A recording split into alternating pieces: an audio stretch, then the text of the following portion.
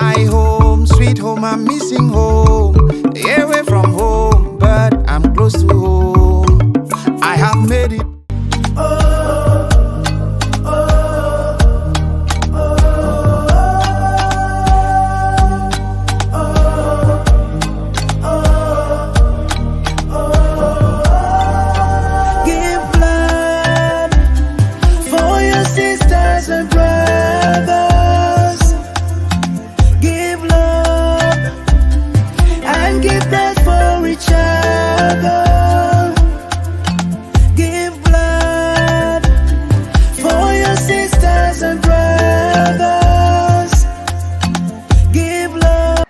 World Blood Donor Day is commemorated every year to alert people on the need for safe blood transfusion as well as the importance of blood donation throughout the world.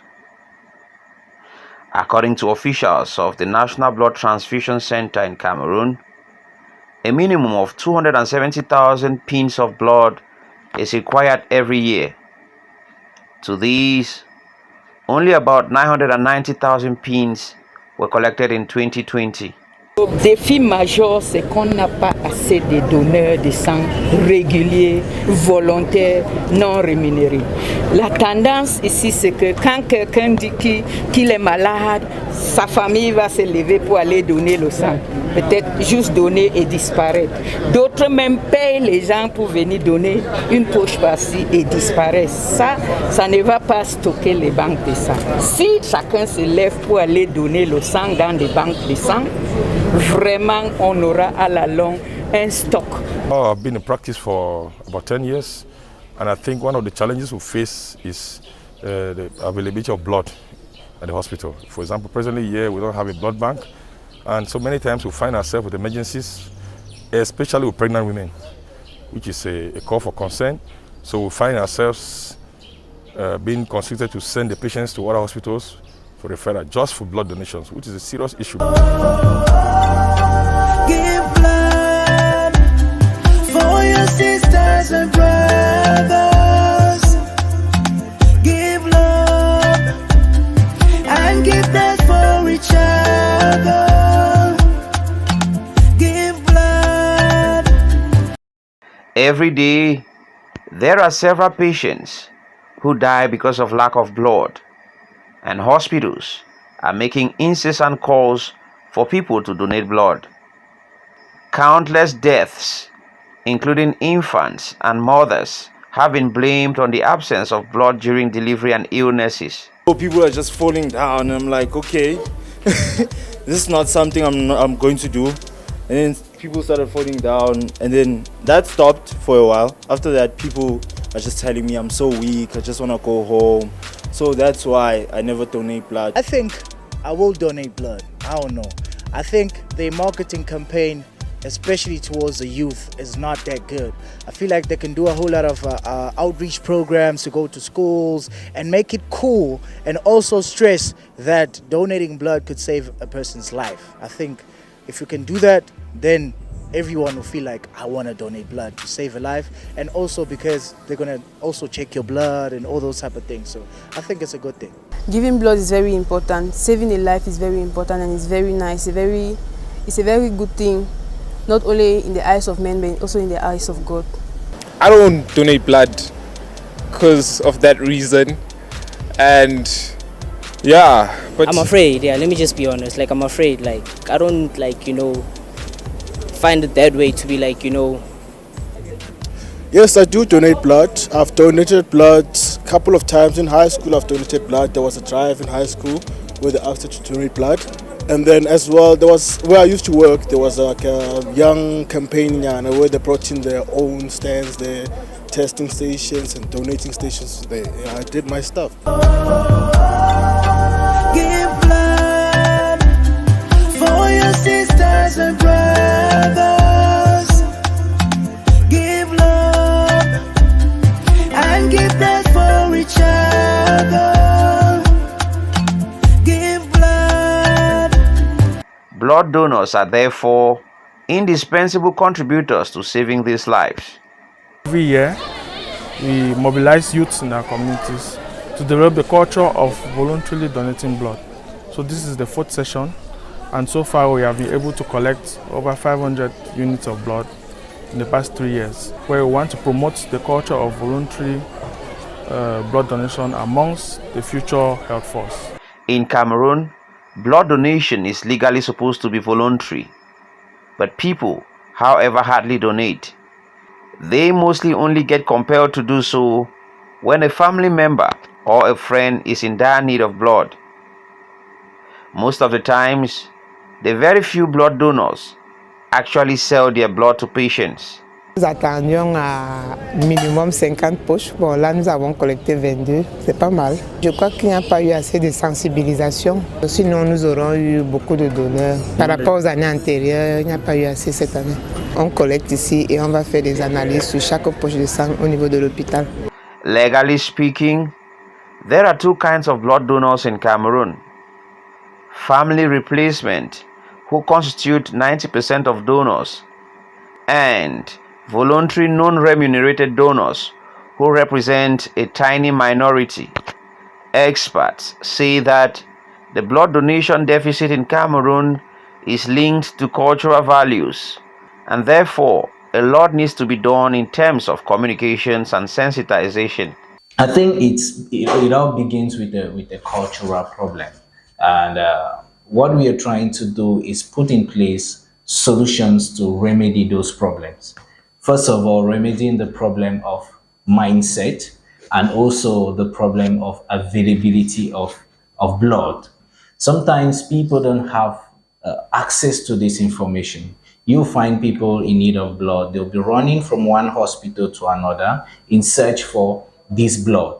Whereas we could put at their disposal ready information that they can just pick up their smartphone, for instance, and know that, okay, in the blood bank at the general hospital or at the district hospital here or whatsoever blood bank we have on the platform, they'll be able to know that they have available the blood they are trying to get. And they can move directly to these different blood banks and get what they are looking for instead of moving around when they may end up not even having what they are looking for.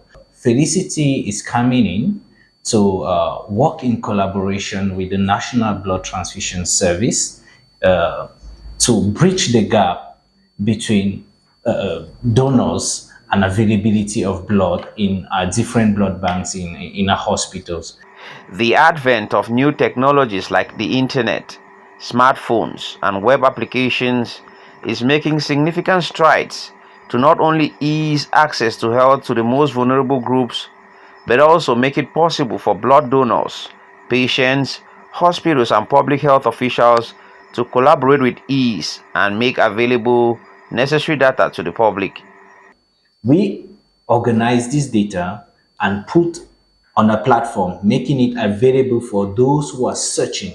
So it's very simple on ZuniHealth. When you get to ZuniHealth and you need blood, all you need to do is you will select the blood type you're searching for. It could be A+, it could be B+, it could be A-, it could be AB, and so on and so forth. So once you select, you just click on the search button. The system will search for not just blood banks. The system will search for blood banks having the blood type you're looking for in stock, and also give you a list of all users who have enabled their status as donors on the platform, having the blood group you're looking for, and immediately it will display you the result. From there, you can request for a donation from the donor, or you can send a request to any of the blood banks having the blood type you're looking for. And just to mention, all these results are being given to you based on your location. So they'll always show you results that are closest to you. So that's how we are solving the issue of information, access to information on blood in the different blood banks and also blood donors. If not of the following challenges, telehealth platforms like ZuniHealth would be reaching even the most remote communities and saving lives of several patients needing blood transfusion. What we are creating is a means through which healthcare can be more accessible. And you must not be very sick to go to the hospital or to talk to a medical doctor. Sometimes you can have some little issues that, it's not always good to procrastinate. It's not always good to guess. It's always best to talk to a professional. So I can have a slight headache. I don't know what is causing the slight headache. I'll just pick up my phone, book an appointment with a medical doctor on ZuniHealth, and that professional will be able to tell me exactly what I'm suffering from, and that will be a medical opinion. From there, I will take I'll take informed decisions on what to do next. So there is this problem of culture that we first of all need to bridge. People have to believe that teleconsultation can also work like physical consultations. As I report, there are some 541 blood banks spread across the 10 regions of Cameroon, and most of these blood banks are an integral part of hospitals and laboratories, and the state is here to allocate specific funds to these units to manage their blood donation, treatment and storage. These therefore constitute a major impediment to blood donation in the country. Added to these is the fact that hospitals lack appropriate structures, the necessary trained staff, stable electricity supply, with technologies and logistics to manage their blood bank. Health information is very sensitive. It's not something we can play around with. So while building all our technological solutions, we always make sure that privacy, data security are our major concerns when it comes to health products. So we ensure that we don't disclose any information of our patients. We make sure that information that we display on the platform follow the norms when it comes to health, and also we ensure the safety of data when we store them. Blood bank authorities are therefore hoping that if Cameroonians would voluntarily donate blood at least 3 times a year, hospitals would be able to meet up with the demand for blood. The question on the minds of most potential blood donors is, why do we donate blood freely, but hospitals in turn sell it to patients needing it? If you want to look at the process every pint of blood goes through each time a donation takes place, it has been evaluated to cost at least 78,000 francs CFA. But from my knowledge, I think that when you go to get this blood from blood banks, it will generally cost you approximately 25,000 or 30,000 francs. But now, comparing 25,000, 30,000 to 78,000, you see there is a difference. Because for every pint of blood that is collected, there is a treatment it undergoes. They have to test for a series of viruses and so on to make sure that that pint of blood is safe to be transfused into another human. So all these things that it undergoes, there is a cost for it.